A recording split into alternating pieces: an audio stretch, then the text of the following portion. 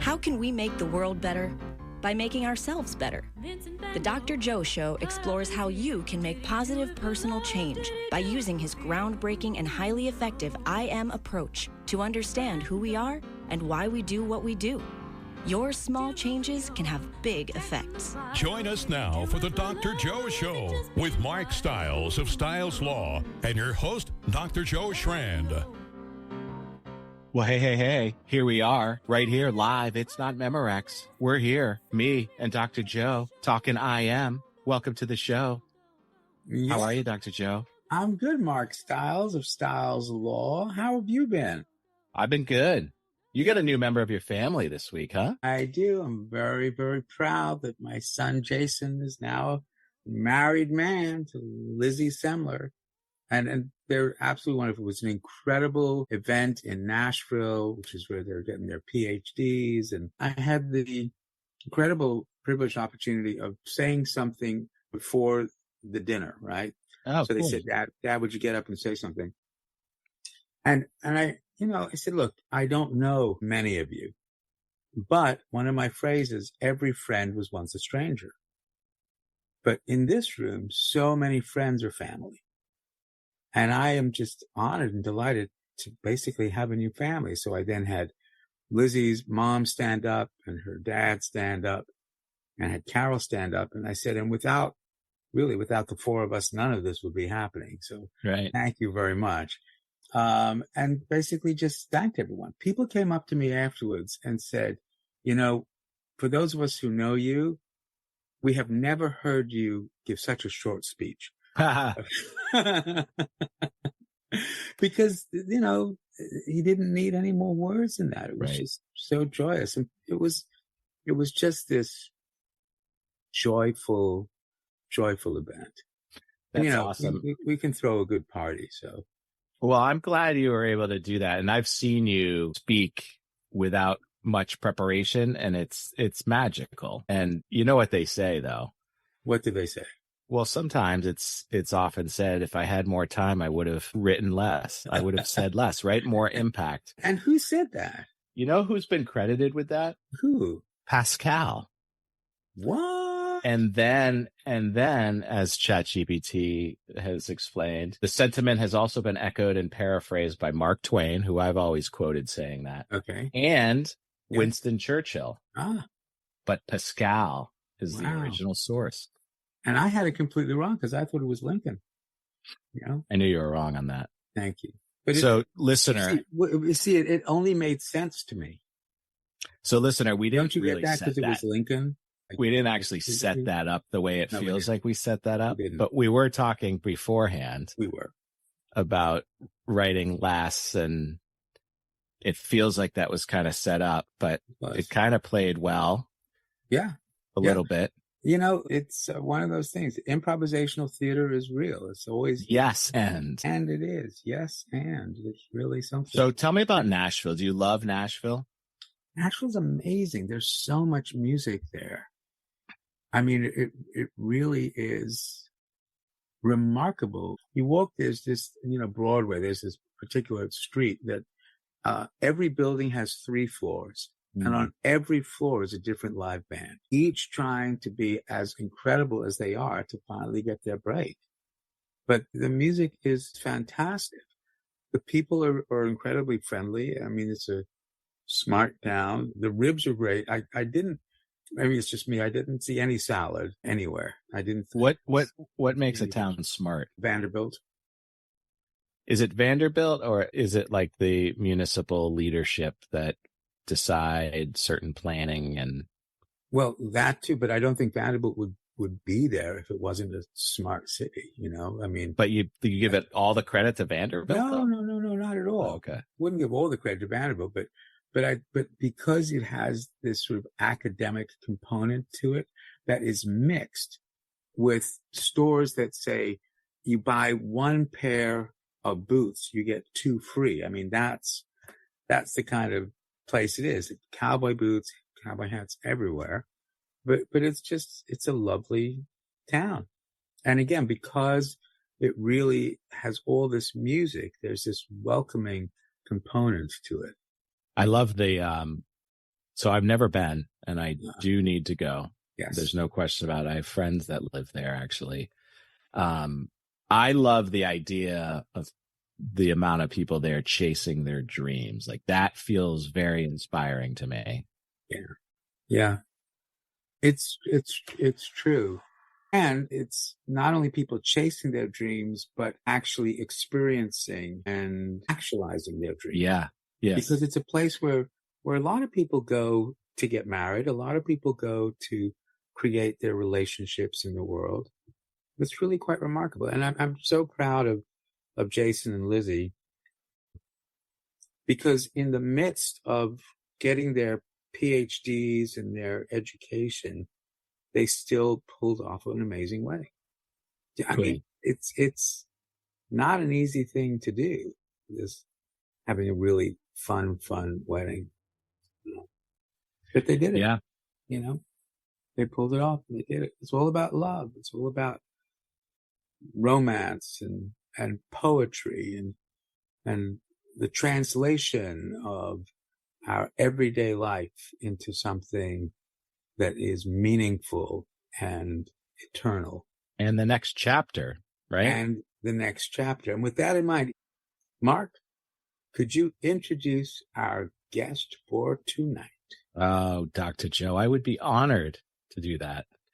Our guest tonight, who I'm very excited to talk with, is a novelist. Her latest book, A Northern Light in Provence, was first published a year ago this month, and the paperback edition will be released on May 20th. That's right, listener. Coming up, May 20th. Her previous novels include The Runaway Wife and The Dressmaker. Her original and imaginative voice invites readers to explore new worlds far away and close to home. Prior to writing novels, this author was the personal finance columnist for Cosmopolitan magazine and a full-time freelance writer for national magazines including Glamour, Self, Victoria, Working Women, and Institutional Investor. Those are going to be some fun conversations, so hang on, listener. She's a graduate of Brown University and served on the boards of the National Humanities Center in Research Triangle, North Carolina, and the Center for Fiction in New York City. She received a fellowship from the Virginia Center for the Creative Arts, and she currently lives in the city, New York City.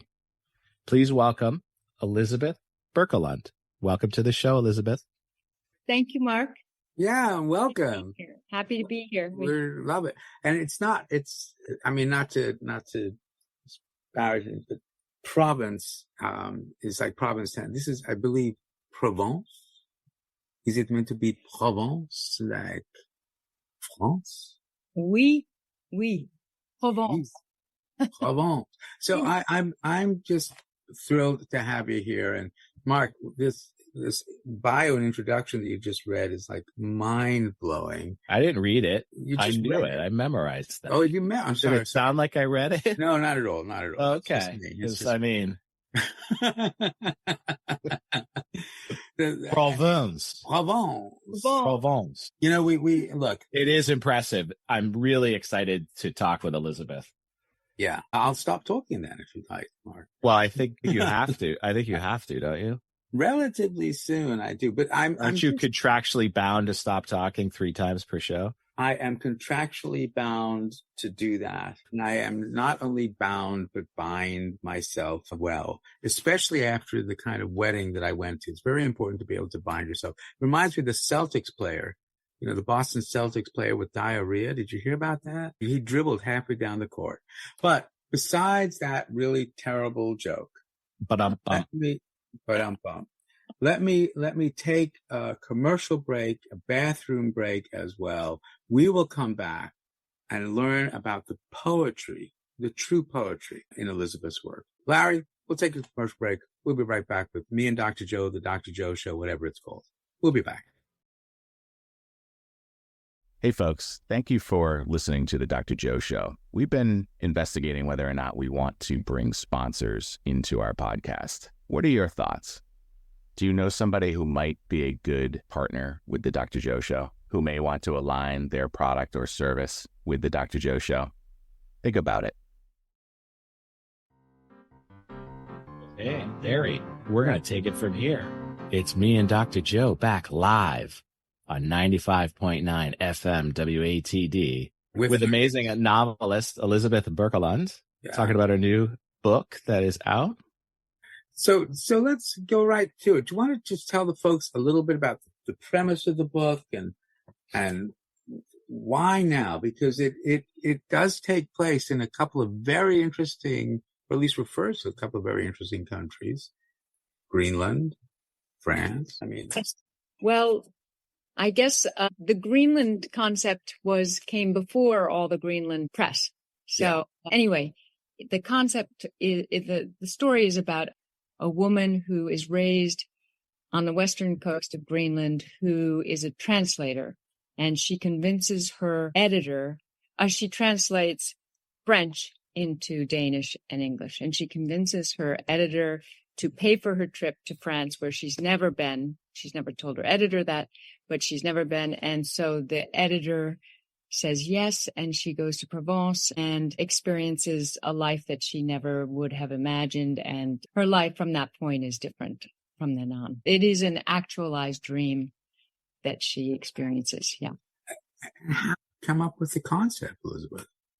Well, I've read translated works from a young age, and I always was curious about translation and how close to the original it was, and how if the author if the translator is creating something different from the original. So, and talking to a lot of translators and actually reading translations, you realize 1 + 1 does not equal 2, it equals 100. There can be so many different ways to look at a sentence and a word even.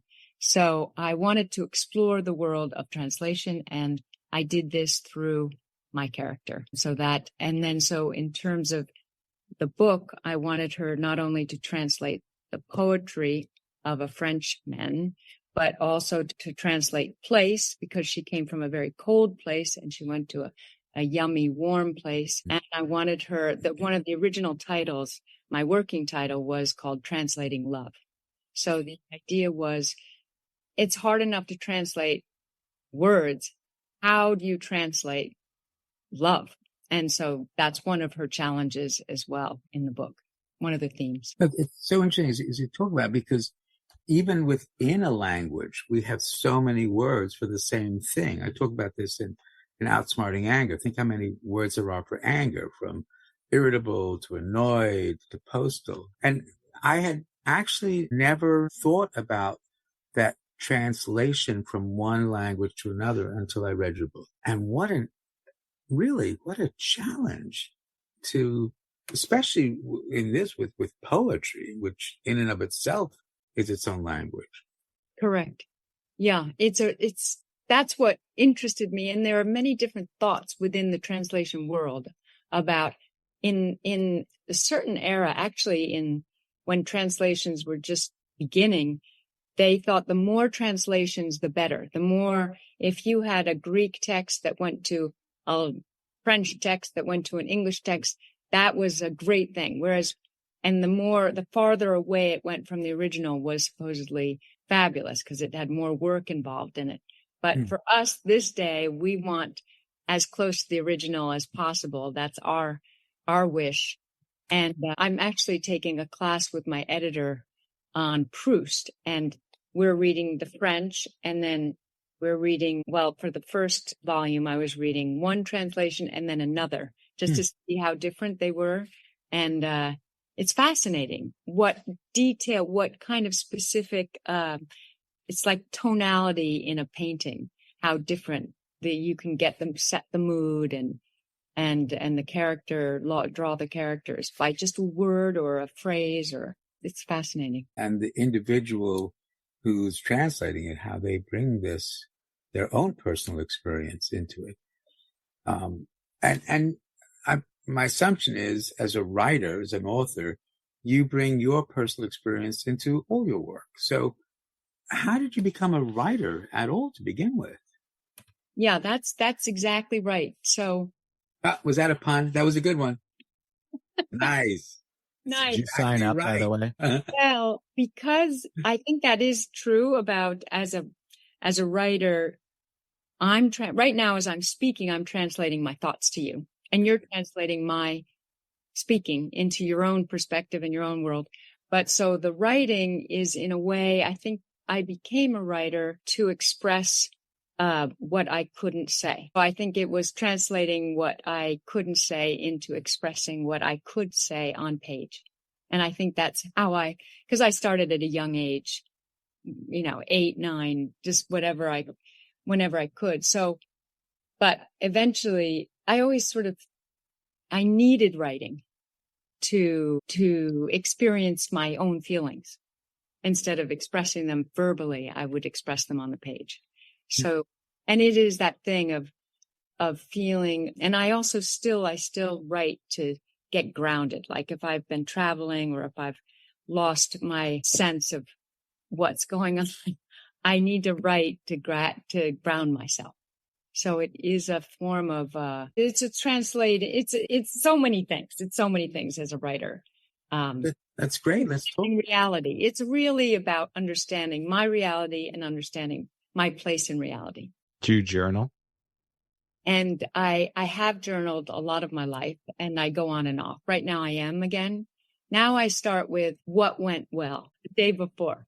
What went well? And it is a great sort of thing because you start thinking of the good stuff. Often you can just complain about stuff. So it is what went well. And then I don't make it very long. And then I say, what is today? What's going to happen today? So I put a little envisioning out there in my day, for my day. Just a blank page, no prompting. No prompting, although I do have a prompt pal. And every Thursday, like this morning at 6:45, we trade on and off and give each other a prompt.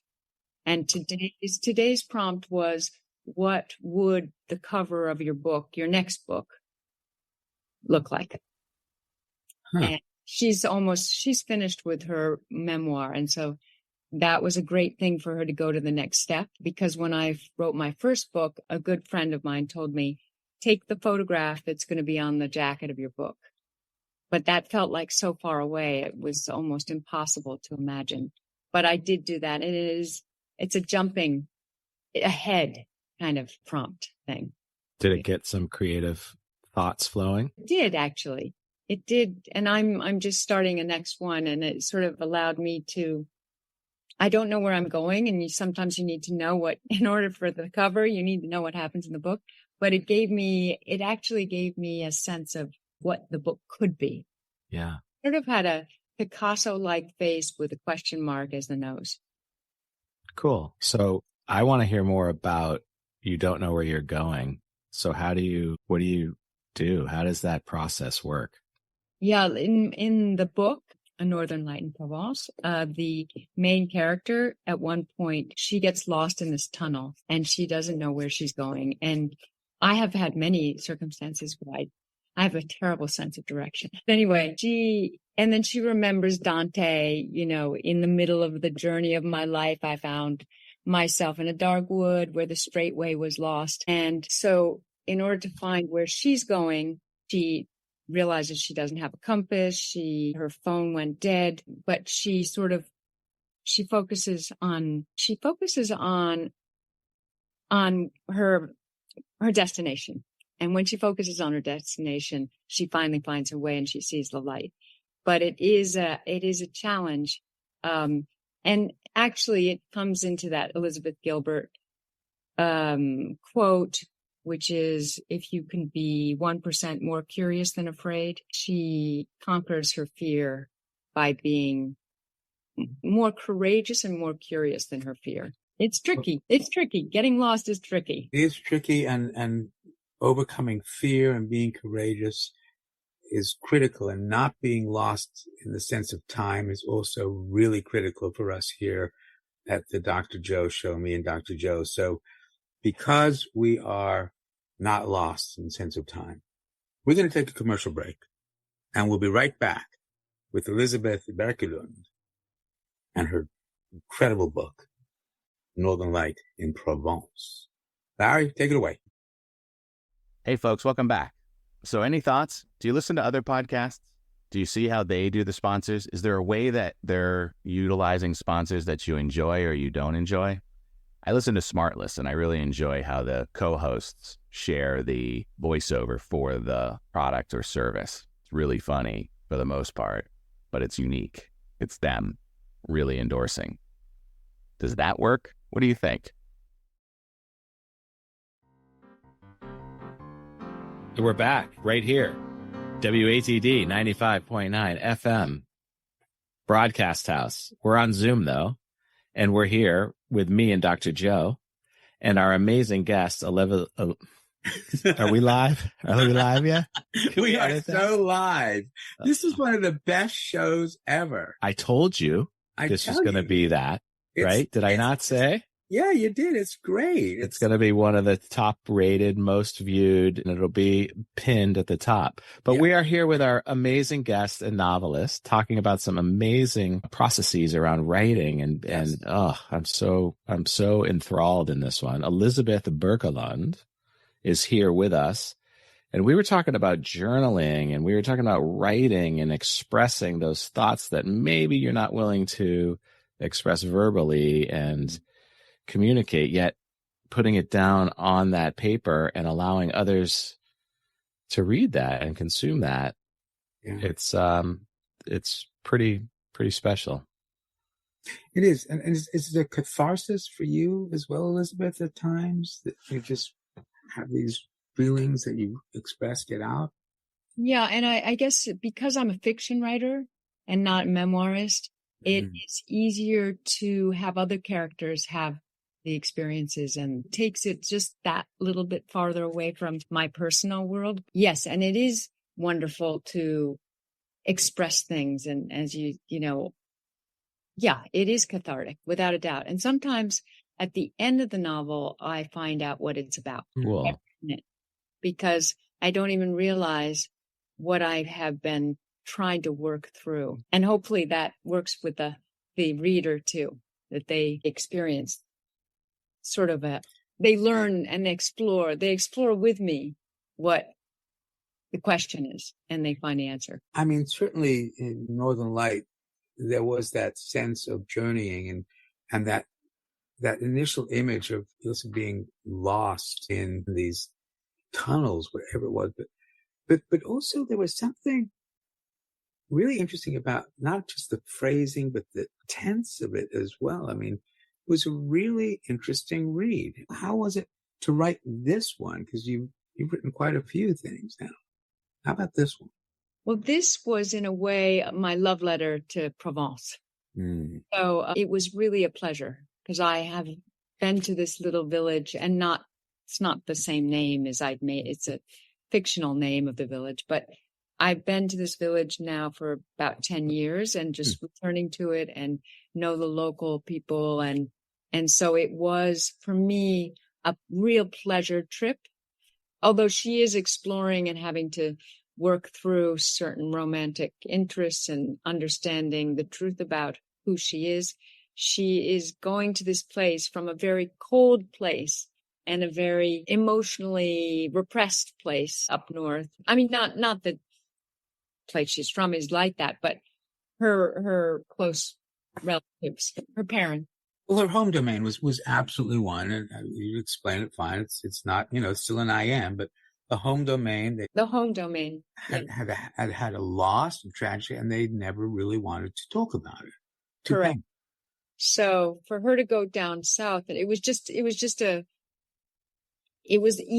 really a beautiful landing place for me. And personally, when I found that little village, it was a landing place for me as well. And it happened to be, I mean, not to pry, but I'm a psychiatrist, I can't help. So if it was 10 years ago, why do you think it happened then? I mean, we believe in fate and all those things, but why then, do you think, for you? Because I was just divorced. So I went with a girlfriend and I thought, wow, I heard that. I just felt like, this was, I thought if things got really bad, this would be the place I could come. It would be so lovely. I mean, it just had all the right elements for me at the moment and I just thought, if things go south, and I can't handle it where I am, I'm coming here. So it was like a possibility, a potential, a gift of potential. Yeah. And it sounds like it was incredibly welcoming to you, a stranger. One of my phrases, every friend was once a stranger. And there you are, a stranger. And you're now honoring this village that took in Elizabeth. They did. They took me in. And then I went for a month at one point, and that's when I really got to know the village and the people, and they really couldn't have been kinder and lovely. And I wasn't, since it has become because it was named one of the most beautiful villages, it became a little too overcrowded and many tourists. But if you can try to speak the language and you speak it well enough and you go along, and I got in trouble there at first when I first showed up at this little cafe, and someone said, "You're smiling too much. You must be an American." And I said, "Why? What's the deal with smiling?" And this woman said, No. We don't smile like that. That's too inviting. It's too inviting, and it's not acceptable. You have to keep your mouth shut and not smile." And I did realize that, our country is younger than European countries, and they've been through the wars, and they've had harder times in some ways over many more centuries. And so they've had to be more protective. And I think it's a protective thing. Whereas we Americans, we show up, we're just very open to everything. And I think they're just a little more protected. And that's what that woman was telling me, try to clamp it down. But it was sort of sweet advice in a way. Yeah, but again, that appreciation that other cultures have their I am. Whatever was going on in their home or social domain, this has had an impact. I mean, I grew up my first, almost decade of life in Europe and in England. And you're right, there is a different approach to the world. And you've been able to translate that into the book. So the main character, how, as a writer, so much of ourselves comes out in each character. But is there a particular character in the book that is more Elizabeth than any of the others? Well, definitely the main character. But there's a little bit of the poet. I'm a little bit in the poet as well, the elderly poet. But definitely I would say that I'm mostly in the main character, Elizabeth Birkelund. Is that common? Is that true in the other two books as well? In the first book, I was more like, yes, Claude Reynaud, who was the dressmaker. And then the second book, I was like the runaway wife. Yeah. But she wasn't the main character, actually. The person looking for her was the main character. So I love that though, right? It comes back full circle to the expression of what you're not necessarily going to say, however, to write it and maybe create a reality around it. That's got to be really refreshing. Yeah. Fulfilling. I mean, if you think that you're going to spend 2 to 3 years on a book, you really want to have it be meaningful instead of, And that's where artificial intelligence simply is not going to be able to penetrate. No, I agree. I think I don't know how it will go, but at the moment it seems like it's not able to go to the meaningful. It's a good copycat, and it's kind of basic, but it still at this point doesn't seem that deep and doesn't have heart. Doesn't have soul. Yeah. Yeah. Sort of soulless. Copycatish. Yeah. Yeah. That's why they call it artificial. That's right. Artificial. So what did you write about when you were a kid? You said you started at 8, 9 years old. Did you dream? Those stories. I did a lot of kind of Jungle Book, the peacock without the feathers, or the zebra without the stripes, or all those kind of what if stories. Probably right. I've never really thought about what the theme was, but maybe it was the one who was on the outside, like often a lot of stories, the one who's not like all the others. Did you feel that way as a kid? I feel, That was a question Dr. Joe might. Yeah, really. I'm like so impressed. I've learned a lot. I've learned a lot sitting here, Like, Dr. Joe. wow, as a kid. I mean, yeah, actually, because we moved from Connecticut to New York City when I was in third grade, and we actually moved from a school and that we didn't learn anything in to a school where we didn't know anything about. So I was definitely having to fit into a world that I felt very insecure about because I didn't know how to read or write, basically going into third grade, just like that. Well, I mean, that certainly parallels this particular book, doesn't it? She goes, translating, but has never been to the country. Yes, there you go. Exactly. I had never, so I had to figure out how to translate into another world. Yeah. It's so interesting because that really is part of what we have to do as humans is, it's something called theory of mind, right? We can't see someone's mind, so we have to theorize and guess what they think or feel. We're always translating. We're always making these assumptions. But in this book, folks, it is about poetry. I mean, it's being able to translate poetry, which is a language in and of itself, into another language. I'm just curious, how did that idea? Well, and also it's not even into another major language, but it's coming from a dialect of Provençal. Yes. And in her world, coming from Greenland, they speak Greenlandic is the official language, and Danish is the government language, and English is the next language. So they speak three languages, bam, right there. And then, so she was speaking, so not only was she translating French, but she was translating the dialect of French. And that's how she convinced her editor to get her down there. But the question was, right, how she translated how she even began. What was your question? How you came up with that concept. What I want to do is take a moment to hear the translation of our sponsors. Because our sponsors are translating things that will help us all the time. So with that in mind, let's take a listen. We'll be right back with the Dr. Joe Show, me and Dr. Joe. Hey, welcome back. And again, we're super grateful for you listening to the Dr. Joe Show. If you have anyone that you think might be a good sponsor, shoot us an email at drjoepodcast@gmail.com. DRJOE podcast@gmail.com. Give us your thoughts about the show, too. We're wondering, are we talking to the trees, or are people really gaining value in this? Please let us know. Thank you again, and enjoy the rest of the show.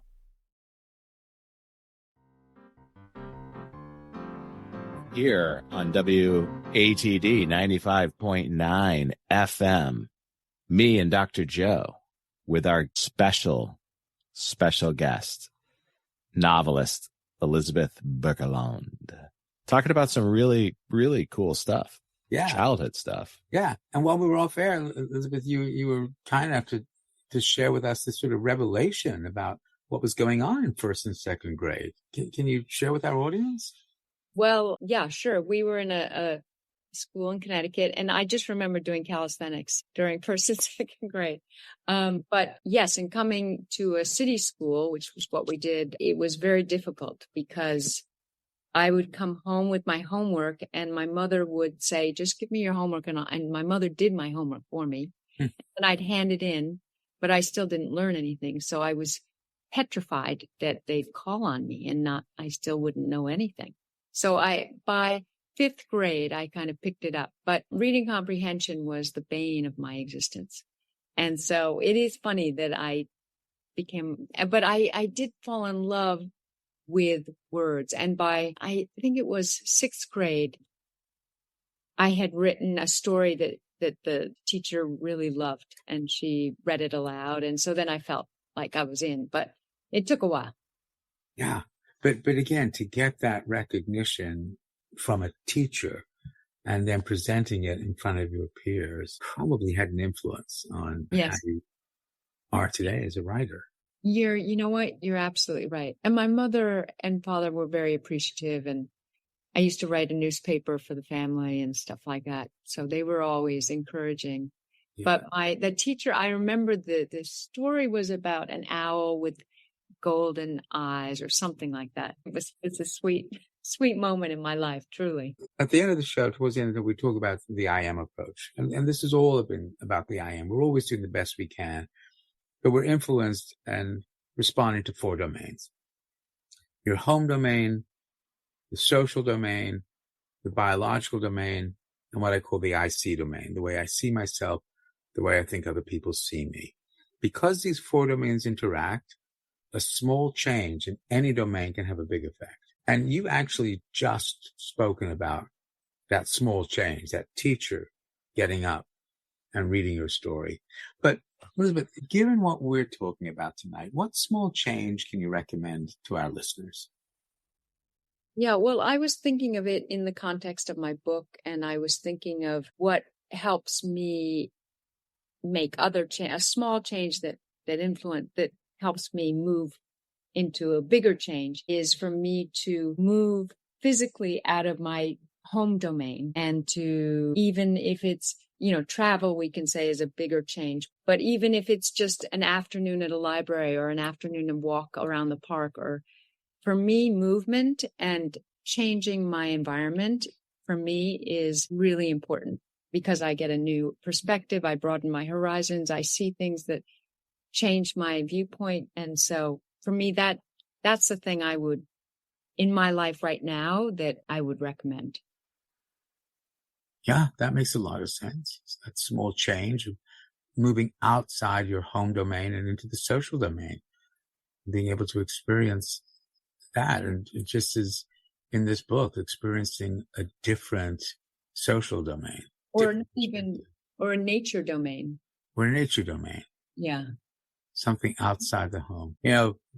Post-COVID, we have been stuck in our homes for quite some time. So that's a good small change that anyone can make. And that really gets into the second truth of the I am, again, which you just demonstrated and illustrated in that story about the teacher.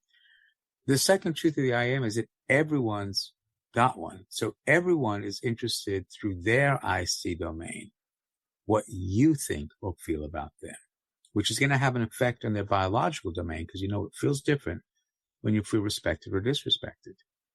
And because you are part of someone's home or social domain, the second truth of the I am, you control no one, but you influence everyone.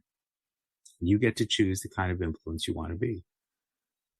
Elizabeth Birkelund, author. What kind of influence do you want to be? Yeah, I guess I would say through my writing, I'd like to influence people in a way as to encourage possibility and potential, and for people to, this thing about being stuck, which my character gets stuck in feelings and social domain and whatever, but to have the ability to break out of who one is according to what people think you are and into who you really are, and to embrace who you are and to express who you are. So, and that's what my main character ends up doing. And so I think the influence I'd like to have is encouraging the readers to follow this journey of self-expression to find one's inner truth. Yeah, her journey, and I think it's such important advice. What do you think her challenges were in this book, in doing just that, in really finding out who she is? So she had a major challenge in her family because her brother had died and her mother was cold and inaccessible. And she felt very alone because she was in a place where she didn't think people understood her. She was interested in France, and that was just considered romantic and idealistic and not practical. And so she had a lot of challenges to overcome. And I think she found strength in the love of her brother who had died. And that's in the beginning, so I'm not giving it away. But she found strength in the friendships that she had in the small settlement, and she found strength in her friends who were translators. And so she was able to take that and actually actualize her dream, which was to actually go get out, leave. And then, to appreciate, then she realizes that she appreciates. I won't give away the ending, but. No, don't. But it's, how do people get the book?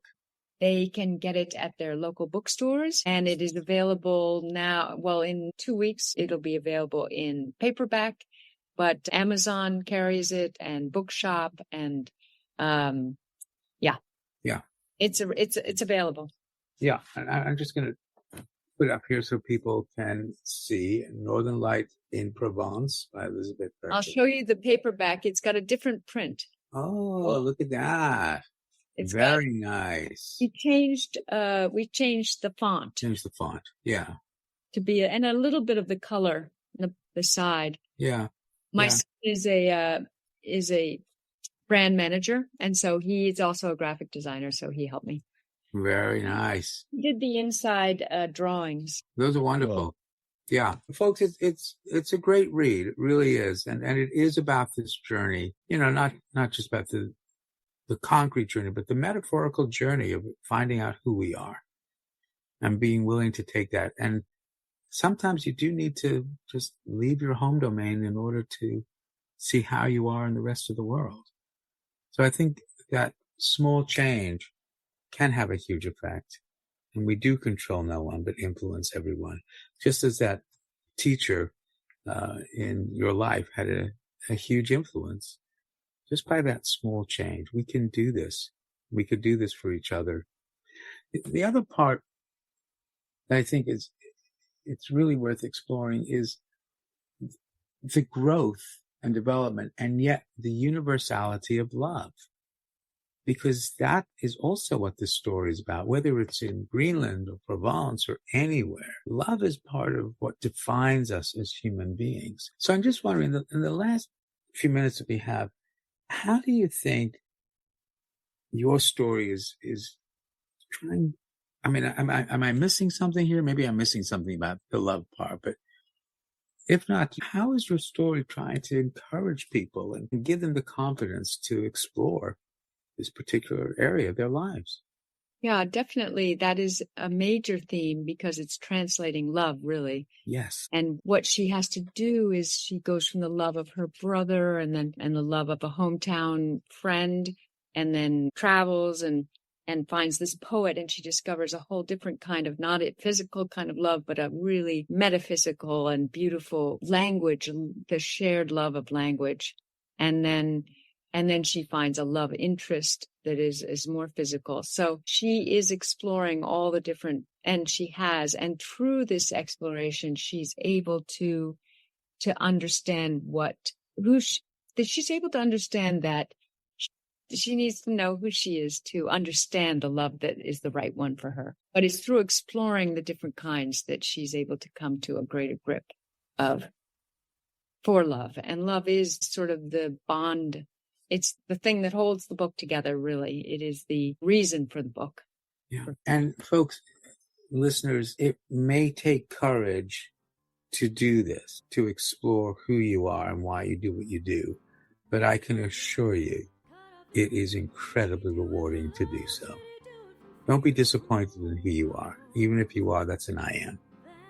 Let's see what happens next. Elizabeth, thank you so much for being on the show tonight. Really? Mark, you too. A Northern Light, awesome. Provence, Elizabeth Birkelund, folks. Worth a read, and it's really about love. We'll see you all next week. Thanks, Elizabeth.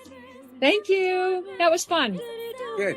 Just a show, then go, go, go, go, go, go.